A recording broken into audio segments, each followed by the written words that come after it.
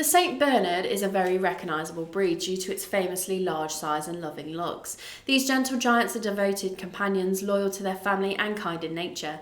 In today's video, we'll be comparing this loving breed with the Malinois, an incredible breed that can often be found working as police and military dogs in protection and as loving family companions.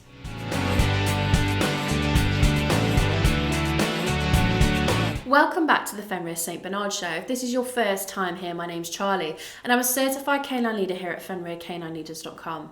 This channel is dedicated to helping you learn everything you could possibly want to know about the St. Bernard and then how to become high-level canine leaders that can raise the perfect St. Bernard. So if you're a lifelong lover, thinking about getting one or just started your journey with your new pup, then this is the channel for you. So make sure you hit that subscribe button and turn on the notification bell so you never miss a future St. Bernard video. So let's dive right into today's video and look at these two breeds, their similarities and their differences. Firstly, let's take a look at the breed's histories. The St. Bernard and the Malinois have very different histories and origins. There is actually a lot of myth and legends surrounding the St. Bernard's history, but it is believed that these large dogs originated in Switzerland and were used in the Alps as search and rescue dogs.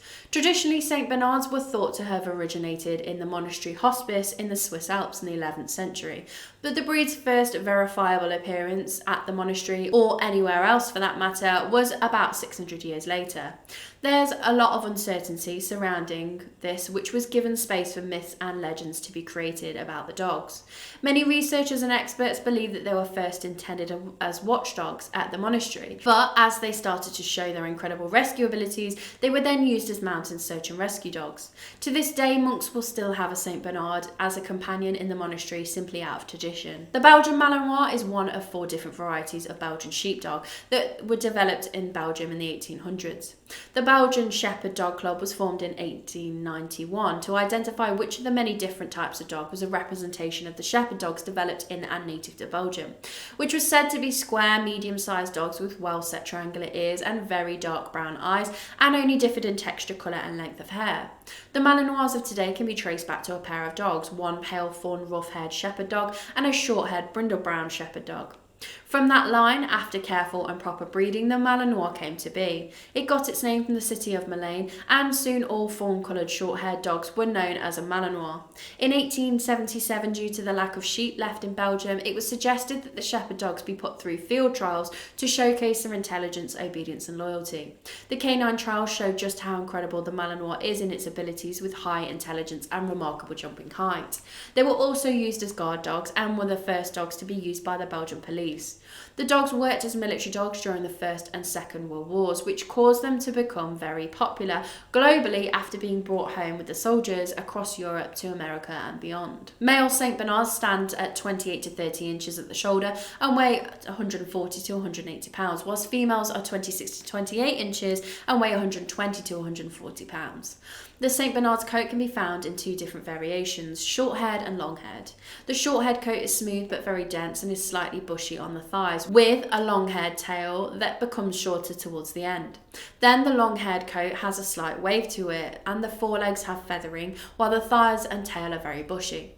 St. Bernards can be a variety of shades of red with white or white with red, and patches and markings on the dog can differ between individuals. The signature dark markings on a St. Bernard's head and ears resembling a mask are extremely desirable to many St. Bernard lovers. Male Belgian Malinois are generally 24 to 26 inches in height at the shoulder and weigh between 60 to 80 pounds. Females are slightly smaller at 22 to 24 inches in height and weigh between 40 to 60 pounds. As previously mentioned, the Malinois has short and straight hair, which is pretty rough in texture. They have a hard top coat and a dense undercoat, which provides them with weather resistance, which is needed, especially being originally bred to work outdoors in all and any weather. The hair around the neck can be slightly longer, causing a sort of mini mane to form. They have a fawn to mahogany coloured coat with a black mask on their face, black ears and black tips on their hairs.